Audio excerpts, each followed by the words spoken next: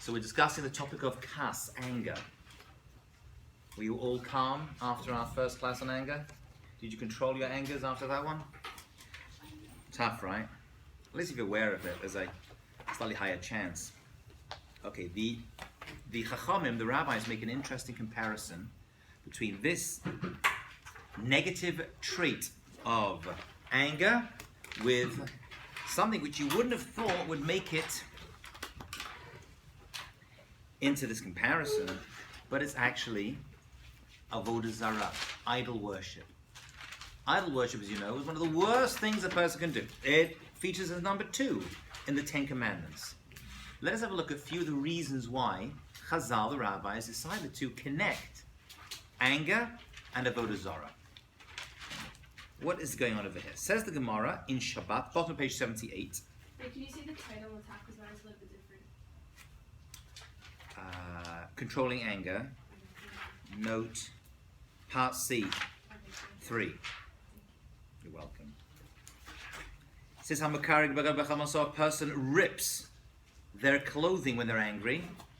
Or they break things in their anger.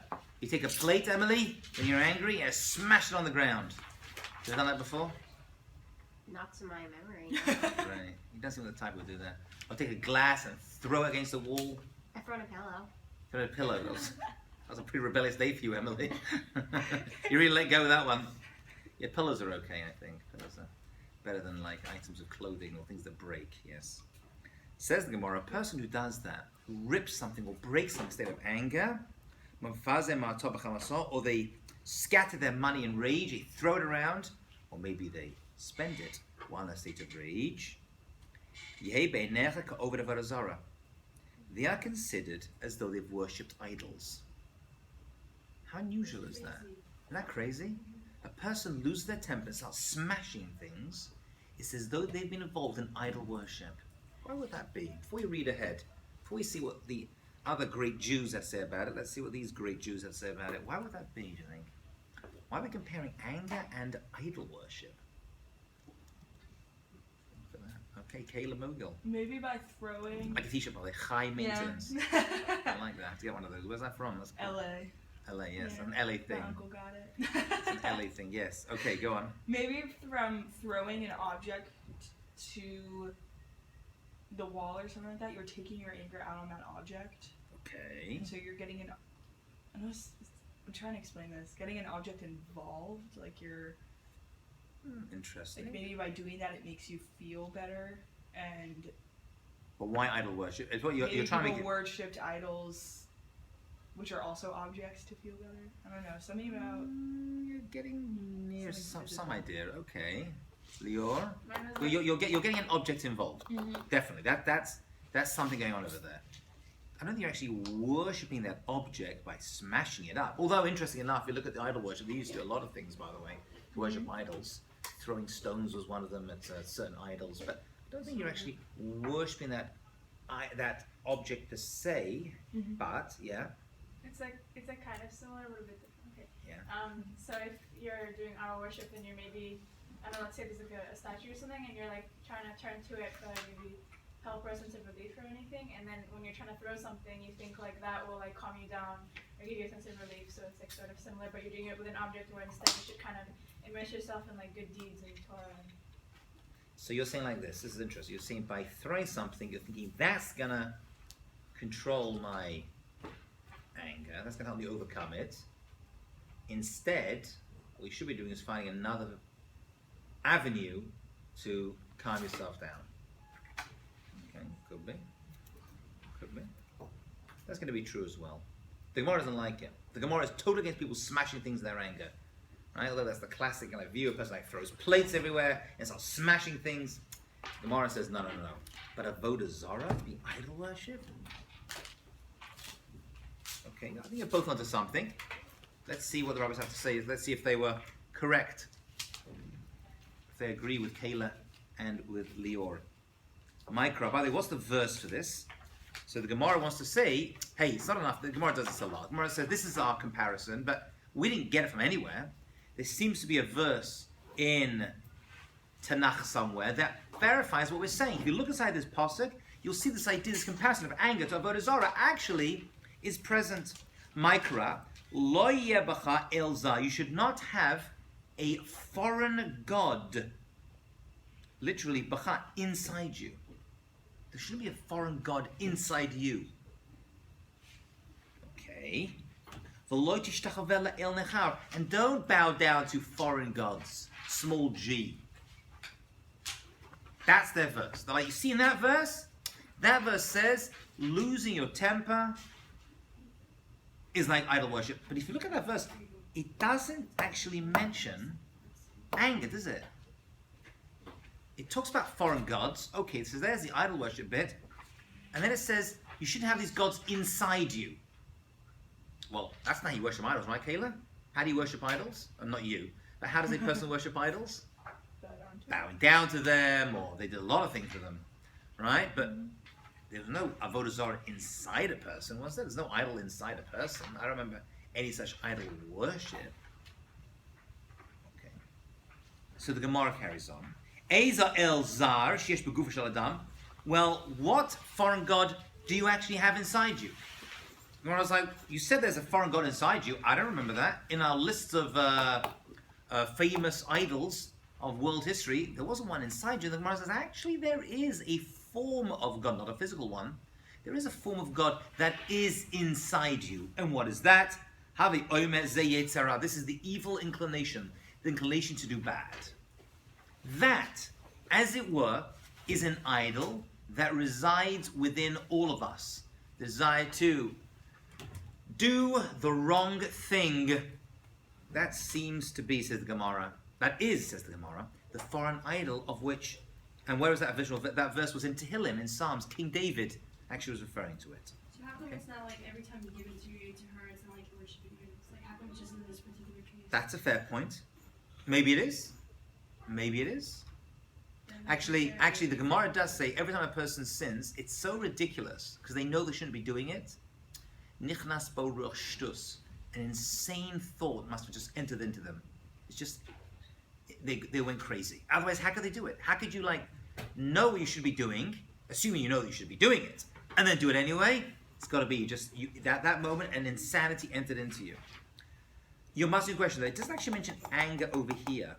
Yet the Gemara seems to assume that this anger, this Yetzirah, is the form of anger that we're talking about. Okay, let's see who else makes this comparison, and let's maybe draw a picture over here, try to figure this whole thing out. Right? So here's another verse from Mishlei. Ish af yigare, a person of anger, madon uvalchema rav pasha, is full of, will incite strife, and is full of offense. People who are angry and furious, they're always doing mistakes, they're always offending. A cryptic verse. Comes along the Rabbeinu Yonah, who lived in Gerona, in Spain, and he says like this. I'll tell you what this verse is talking about. Inyan hakas barov pamim, anger, we know, is really, really bad, and for most people, uvrov bnei adam, on most occasions and for most people, hurrah rabba, it's like really, really bad. It's a great, great problem. For most people, on most occasions, when they lose it and get angry, it's like really bad. Commotion Emar, and he's going to quote the verse we just looked at. Ish af yigarem madon uvalchema rav pesha. People get angry, they do a lot of bad things. Okay. Says the rabbis, and he's quoting the Zohar in Bereshit, Kol hakoes, whoever gets angry, ki'ilu avad avodah zarah. It's as though they worship idols. Weird. There it is again. There's that comparison. And that is the Zohar. So he found another source for it. Ki hayetze omer lo. What is causing a person to do something? Hayom asakach. Today you're going to do this. V'ol machar lo lachach avodah zarah. Today you're going to do such and such a wrongdoing. But you know what? Give it a short amount of time, and you're going to end up worshipping idols. What's the Rabbeinu Yonah saying? Today you're going to lose your temper. Then you'll do something worse, and then something worse, and something worse. And it's like a slippery slope argument. You'll end up worshiping. That's how it's going to end up for you. It starts off not so bad, but this is like the slippery slope. Right? You do one bad thing, and then you say worse, right? You know what I'm saying? The first time you do something, it's not so bad. Second time you do something, you feel. The first time you do something, you feel terrible. Second time, not so bad. The third time, it's a mitzvah. Right? It's like the slippery slope into the thing itself. You know what I'm saying? Va'od amru, the sages all said, Kol hakoes, kol minei avor teluyim ba. You lose your temper, and so many other things. You're going to do so many things. You're going to offend people. You're going to embarrass people. You're going to speak lashon hara. You're going to hit someone. There's so many things you could do. It's all going to come out of this one thing, he says. Ki mitoch hakas ba lasot kol averot. Because from anger comes many, many sins. And that's what Mishlei meant when it says people full of anger end up doing a lot of offenses. Ve'en tachlit l'ra'at hamidah hahi. There is no limit to the evil of how bad this trait is. So let's pull this together. What are we saying over here? We're saying that when a person gets angry and loses their temper, right? He says, oh, they worship idols. What's the idol? The Yetzer Hara. You've now given a way for the Yetzer Hara to enter into your life, and you're going to do a lot more terrible things, which you probably wouldn't have done had you not lost your temper. Offending, shouting, screaming, breaking things. And that's like Avodah Zarah. Where's that Avodah Zarah? Because inside every person is the Yetzer Hara. It's like a foreign god inside you that you are allowing to take control over your life. You've allowed this foreign god to take over, and it's like, oh, it's all okay, and suddenly you've worshipped an idol. What's the idol? Yourself. Bam. Snap. Drops the microphone. Right? That's what's happened over here. Says Rav Yosef Kiktilia. Let me give you a mashal. What's a mashal? Example? Right, a metaphor, an example. What do we learn now from the mashal? Wasn't it Lamashal? Lamashal, right? Lamashal, for example, right? It's usually a metaphor, Oh, okay. right, or analogy. Yeah, it's an example. You learn that from a mashal, the nimshal. Let's see his mashal. Let's see the nimshal, and then let's talk about fire. Lama kas dome lefnei Yetzer Hara. What is anger like when it's compared to the Yetzer Hara? Lepirsa lefnei haganav. It's like an unlocked doorway in front of a thief. Pirush. Or a chochma me'ir beguf. All the time you have your thinking, and your wisdom is there. The light of wisdom is inside you. Your body is protected against the Yetzer Hara. All the time that you're thinking and you're wise and you're calm, the Yetzer Hara is going to find it very hard to break into you, well, maybe out of you. He's like a strong house, right? With strong locks. Right? It's like a thief who's trying to get into your house, but all the doors are locked, and the locks are strong, and he can't get in. However, if one wall breaks down of the house, no matter how good the locks are elsewhere in the house, don't worry about it. This thief is going to find a way to get into the house. So is a person who is calm and composed, and doesn't react to every occurrence, to get angry. The Yetzer Hara does not have a point of entry. But however, if this person gets angry, so if you're calm and you have Meshuvas Das, you have calm mind, the Yetzer Hara can't get in. Calm can do crazy stuff. I'm calm, right? I'm thinking, I'm with it. But, however, if the Yetzer Hara, if you allow anger to get in, you've opened the door for the Yetzer Hara. The anger is a door that opens, you unlock the door, and now everything else enters after it. Lekanes lepitcho, lasos averos, shariakasu sibas, hamarivos, vamakos, vratzichos, v'yetzias minadas. Anger is the thing that causes quarrels and fights and murders, and v'yetzias minadas, and abandoning your faith. Once you get angry, everything else falls out. You've opened the door and it all gets in. You know, it's interesting. When it comes to Shabbat, We'll learn one day all the laws of Shabbat, God willing, when you reach the intermediate level. I go through all halachot of Shabbat. If you look at the Torah itself doesn't give any laws of Shabbat. It tells you when Shabbat is.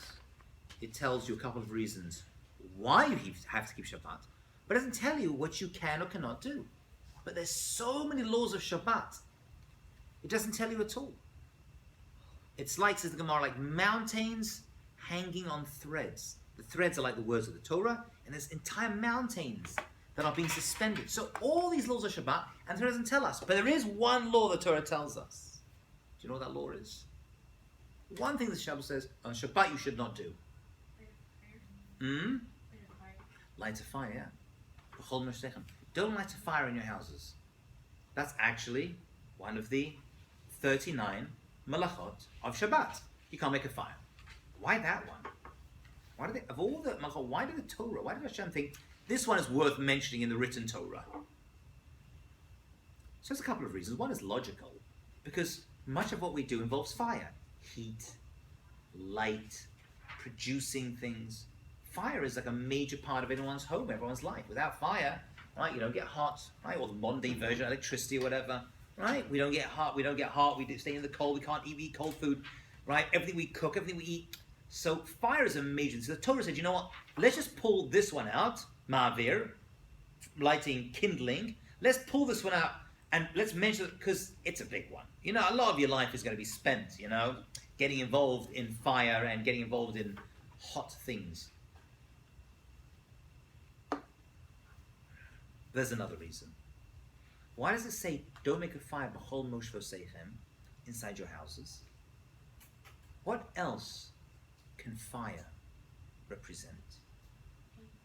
Anger, right? Because when a person gets angry, they get hot, the face flushes, you feel like, even in English, there's a fire inside me, right? Something's cooking in there, you know what I'm saying? Not like, oh, I want to go to Disneyland, right? There's a fire inside me, and something's cooking, and it ain't good, right? She has a fiery personality. Doesn't mean she's walking around like handing around flowers and kissing everyone, does it? Right? So it's not. So even in English it works right. So fire. So why does it mention that specifically? And it mentions it because you have to be very careful on Erev Shabbat, and how much more so on Shabbat itself, to be calm. Now Erev Shabbat, before Shabbat comes in, naturally, we're busy, we're running around, yeah? There's people everywhere, there's things to do, and the kids are flying, houses flying, and you have like 40 minutes before Shabbos, and quickly take a shower, and using too much hot water, and turn the lights off, and get the food ready. Everything is like, it's very easy to lose your temper. Very easy.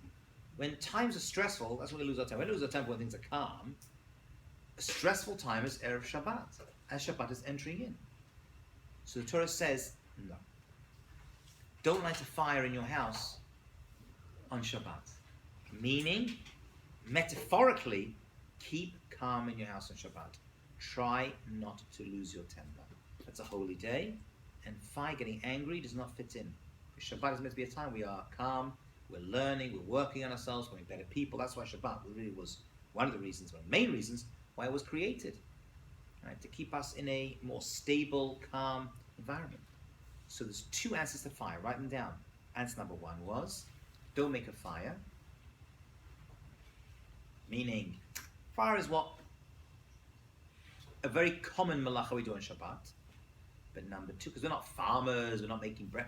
But fire is a... But number two, it's a mashal. It's a mashal to keeping calm. It happens. You're at work, you get angry, running around. People lose it sometimes. Erev Shabbat, however, no. And on Shabbat, heaven forbid. That's tough. That's one of the reasons. Anger and Shabbat do not go together. They have to be kept apart. Don't let the fire inside you get pulled out. I want to just think about one more answer to the Avodah Zarah thing. And it's a little bit that Leo was touching upon, I think, when she gave her answer a second ago. And what's that? And it goes like this. if you accept that, this is very important, so you want to get this down. If you accept that everything that happens to you comes from Hashem,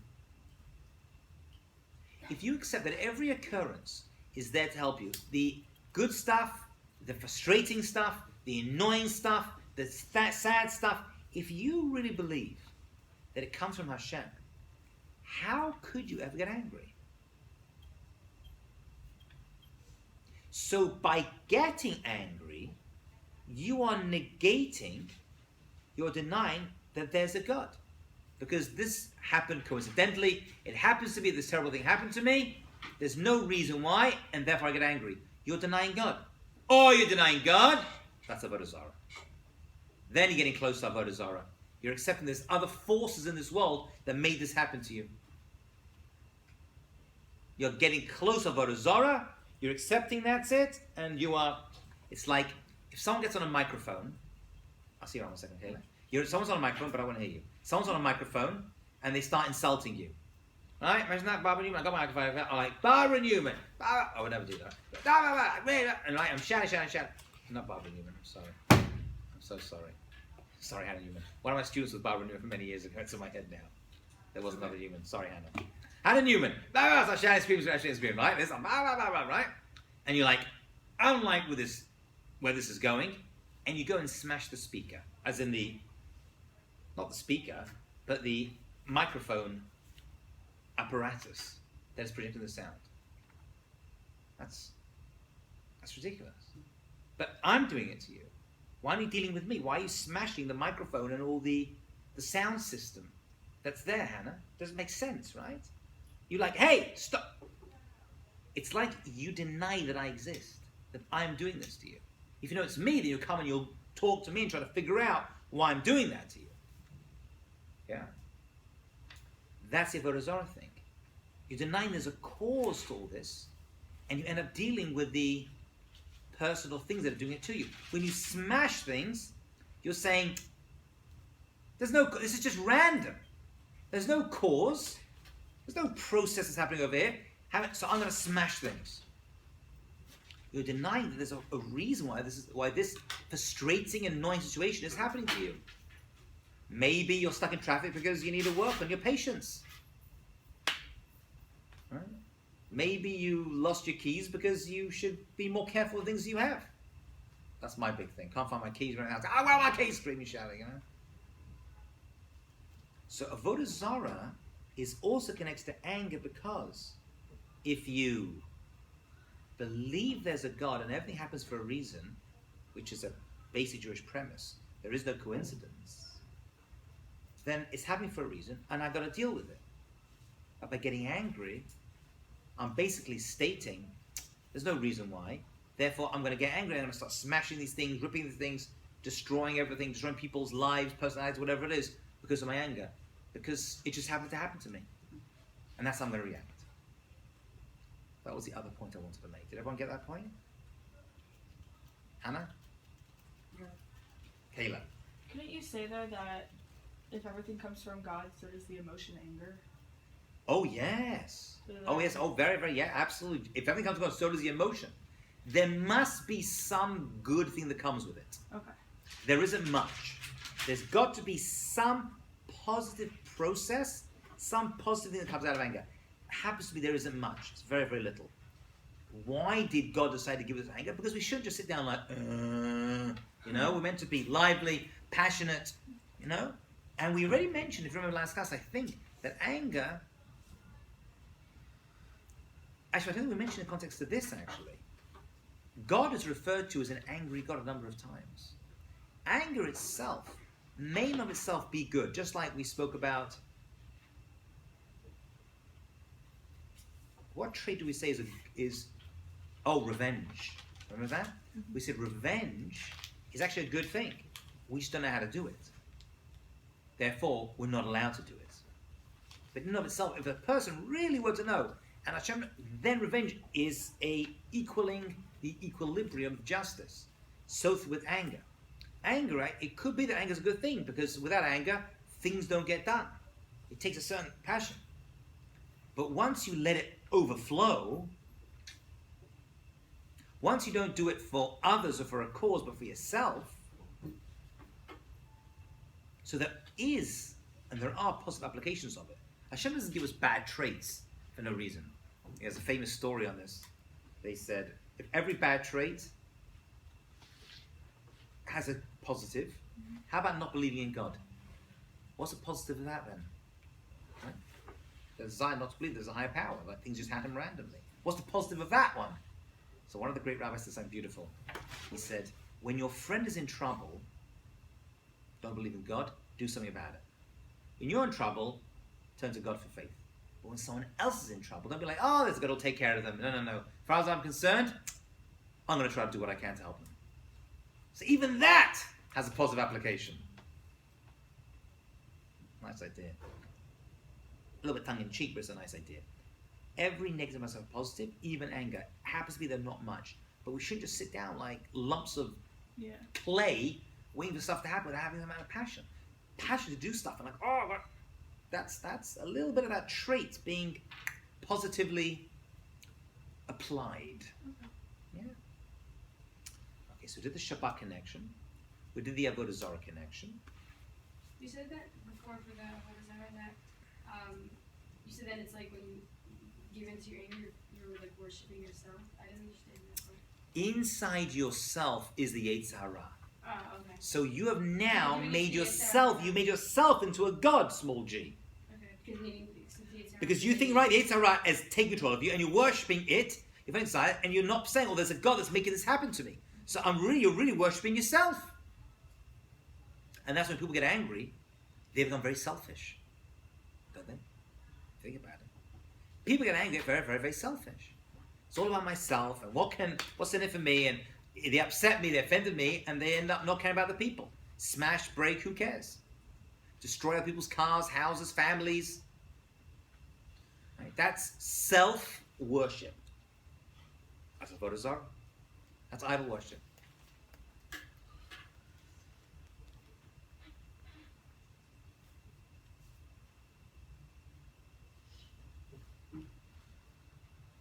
Let me show you a famous hand gesture, which Lara cannot answer, because she knows the answer already. If someone does this to you in Israel, what are they saying? Should I not answer? You can't answer that one either. Okay. Yes, Where's you were in the the money? army. What? Where's the money? Where's the money? No. Where's the money is that one. Oh. This is just like this, with a little shake like that. Can I not answer too? Leo, let's go. What? I pet you. No, it's not a curse. It's not a curse. That's another hand It's like when gesture. they're angry, they're like. No? No? Well, what? While they're like talking. What is it? Wait. Kayla, Lara? She said it. She Yeah, said it. yeah. Rivka said it. Patience. Wait. Savlanut, have patience. Oh, that's Wait. we're different countries. They always say like Like this shnia. one. Shniya, raka rega. Slowly, have savlanut. Right? A minute before, they're screaming and they're shouting and they're doing everything right, but you talk about savlanut, raka rega. I don't know if this exists in any other country. I don't know. It comes from just Yes, in Italy. in Italy it But does. it means like, it means everything. It's, No, yeah. in Israel, it's one thing. If someone does that to you, they're like, step back. Alright? Take it easy. Give me a second. Maybe this is the American, like this. Remember they do this. Alright? Not talk to the hand. That's not nice. Calm down. That would make me I more. like the Israeli gestures. Yeah, It's more authoritative. It does, It's like, more authoritative, right? Calm down. I don't know how this actually became It's like I get maybe it's like this. maybe it's like pull yourself together. Pull yourself together and calm the heck down. Right? This is used everywhere. In a restaurant, you're like, it's like you get on the bus and right? You're like let's It's like you don't even do come anything. together. It's like, what did I just do? Exactly. You just stand there. You're like, so what time is the? It's so annoying. I've lost my. Exactly. Right? Funny. You just smashed my car.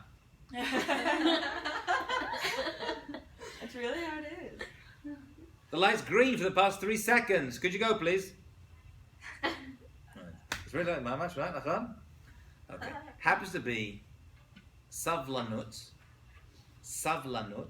patience is seen as a good and powerful thing. It is an area that we have to work on. I know I got to work on it. Oh, especially with kids. Kids are experts in pushing a sablanut. Your children are going to be professional people to break your sablanut. That's what they're paid for. Let us have a look about a great leader called Hillel and a very famous bet that happened, and the Gemara talks about in Shabbat. Interestingly, there's two Gemaras from Shabbat on this one topic, right? From the tractate of Shabbat. Maybe that's a connection to this one, because right, you should make a Fire Shabbat. Oh, by the way, this Fire Shabbat thing is actually mentioned in this week's parasha. In the first few Pesukim, it talks about Shabbat. You'll see, Vayakal, it talks about this idea of Savlanot. Okay, let's have a look. I'm sorry, it talks about fire in your house.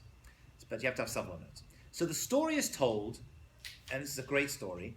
Maaseh b'shnei bnei Adam. There were two men, shemuru zeh zeh, who were talking with each other and made a deal. Amru, kol mi sheyelech, whoever is able to go, v'yaknit et Hillel, and to anger Hillel, yitol arba me'ot zuz. They can take 400 zuz, which was a large amount of money. So the two guys made a bet. Whoever could make Hillel angry wins 400 zuz. Not bad, right? That's Obviously. a jerky thing to do. Very jerky thing to do, Emily. But hey, they had no social life. This was it. This was gambling. Before there was horses, and well, maybe they had horses in those days. But before there was no football and baseball and soccer and all other forms of gambling, this is what they used to do to pass their time. Okay? They do it in, like in England with the Royal Guard. They still do that. If you can like make them laugh or something. I don't think it's money, but you shouldn't do that. Yeah, that's Chil Hashem.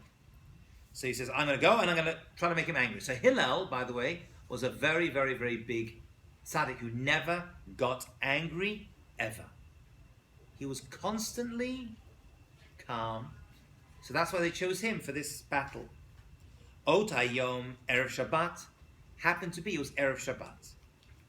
The Hillel chafaf es rosho, and he was washing his hair. He was preparing his body for Shabbat.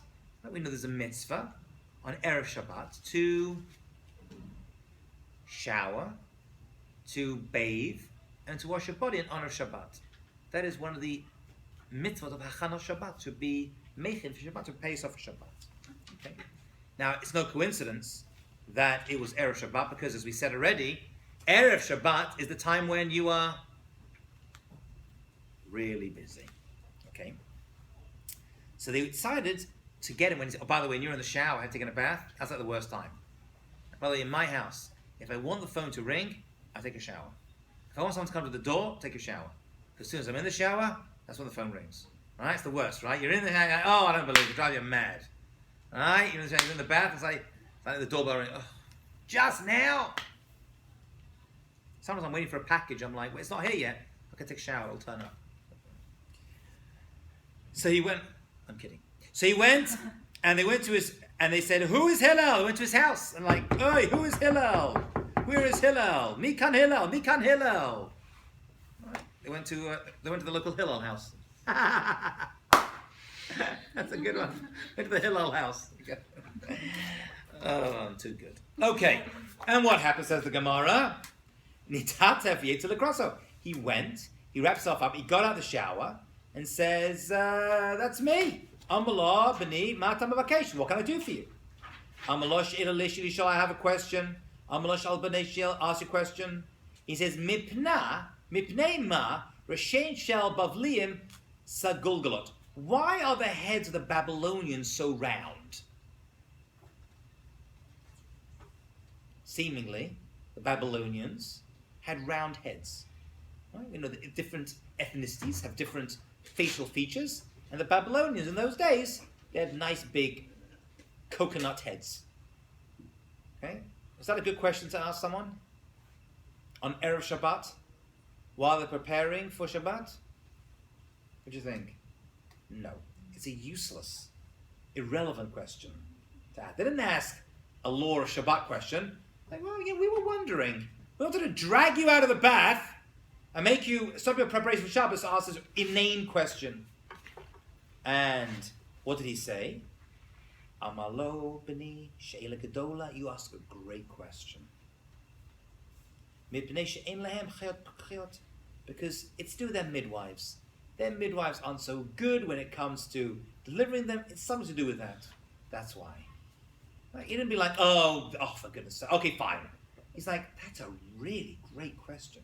He was calm. He was nice. And gave him an answer. He then went back into the shower. And they did it again. They knocked on the door. Who here is Hillel? He put on his towel again, came out, same guy.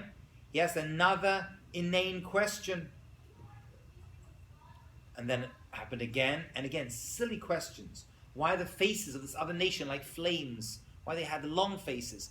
Ridiculous. And every time he calmly and considerately answered their questions.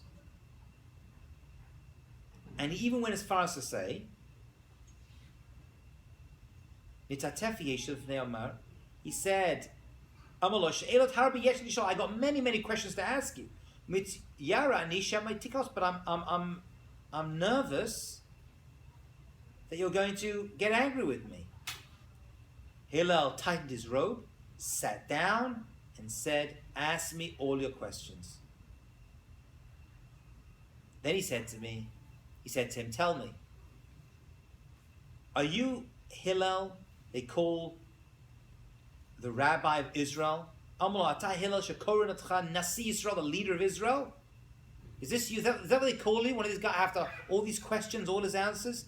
Are you the great Hillel? And he's like, yeah, that's me. And they said, we hope there aren't many like you in Israel. They insulted him. And he says, why is that, my son? Why would he say such a thing? He says, because of you, I lost 400 zuz.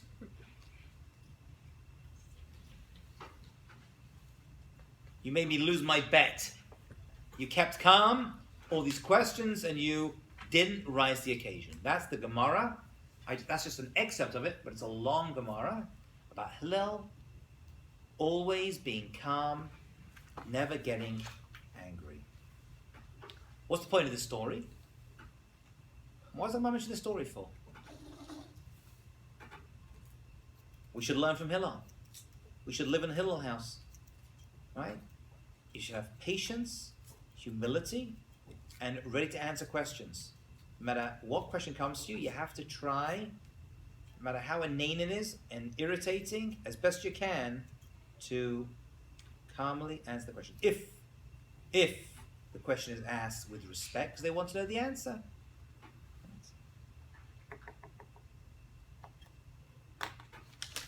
We mentioned already that Shammai and Hillel were both presented with an opportunity to convert a man who wanted to convert standing on one foot. Remember that? What exactly did they say? Shammai lost it with him, kicked him out. Hillel, to true form, said, whatever you don't like, don't do it to others. Everything else is Pirush, is commentary, go and learn. He became Jewish. So Hillel's attitude, we learned that Gemara already, remember that? Hillel's attitude towards his calmness actually had major benefits, not just for himself, but for other people, and led people back to God. In this case, even become Jewish themselves. And that's why Shammai, the great Shammai, was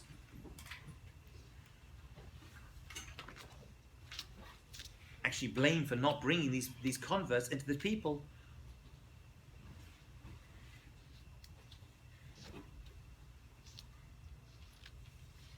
Says Rav Simcha Zissel of Kelm, Mi yiten v'tragel midas sevel.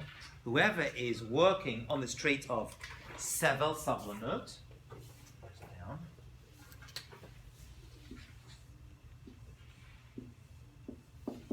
Right, as opposed to kas, that's anger. This is patience. Whoever is working on this midah of savlanut, of having a certain amount of patience in their life, which is tough, he says, you know what?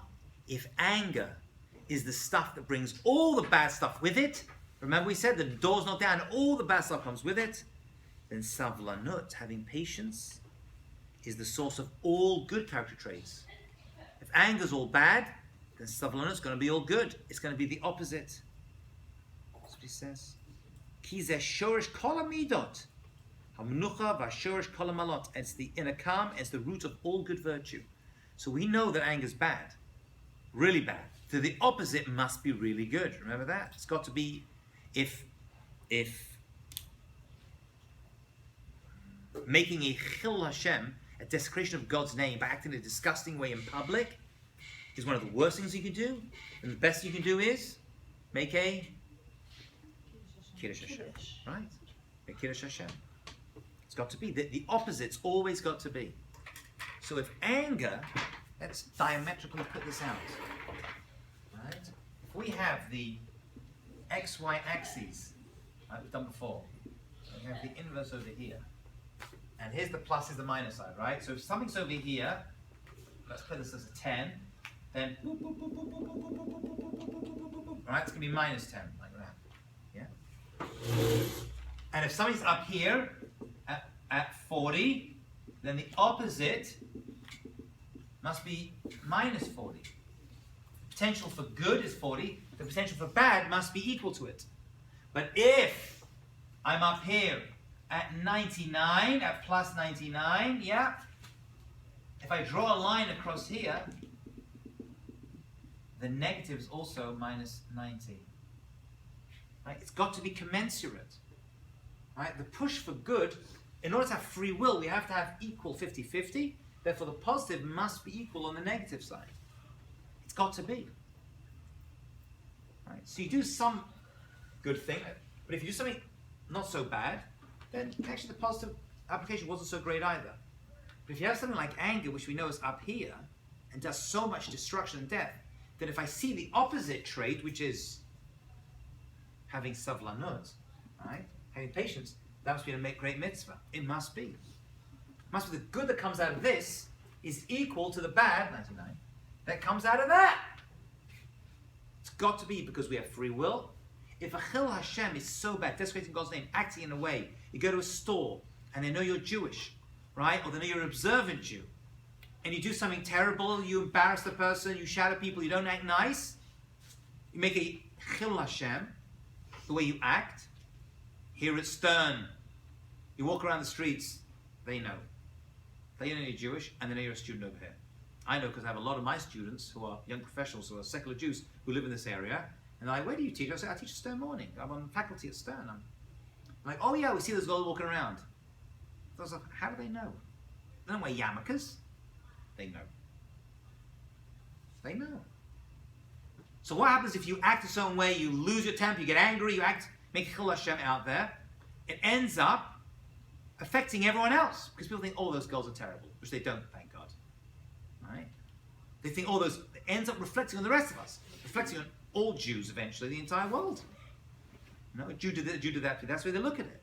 That's the chil Hashem. But if you act in a respectful way and you work, then you get up here. It's time. And not just out. Right? I mentioned this before. I leave the school and there's a lot of security guards that work over here. I'm always like, thank you so much. And they say, show me your card. Right? You know, show your card. Like, oh.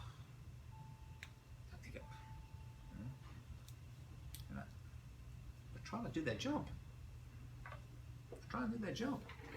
It's not an easy or always pleasant. It's a pretty boring job too. You know what I'm saying?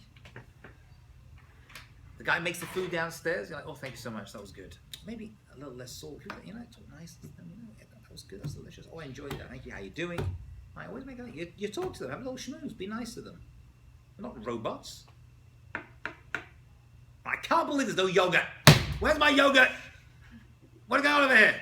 I wanted a good plain yogurt. It's ridiculous. This school is a... For a lacking yogurt. Okay, we all complain. We're Jews, we complain about the food. That's what we do. We did it in the desert when we left Egypt, and we're doing it to now.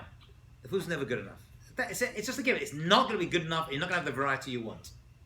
But to lose your temper and embarrass people, not thank them.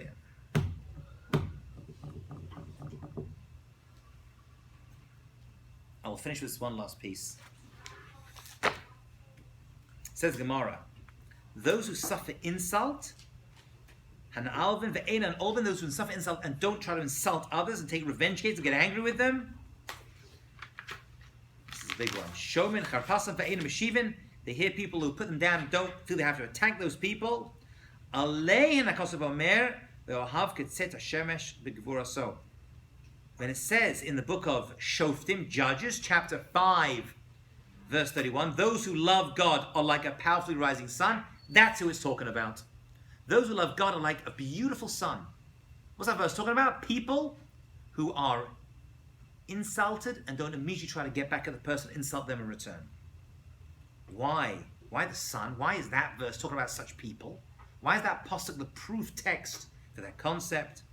Says the Ritva, Zekemosh Nemar, V'hamaskilim yizharu k'zarakia. It can be explained by the verse, the wise will shine like the radiance of the heavens. That's from the book of Daniel. Because a person who wisely doesn't respond with anger when insulted shows humility and extraordinary inner strength. I'm not there yet. I'm just warning you. Dima shekram lagadol shebekulam. And this person is above everything like the sun.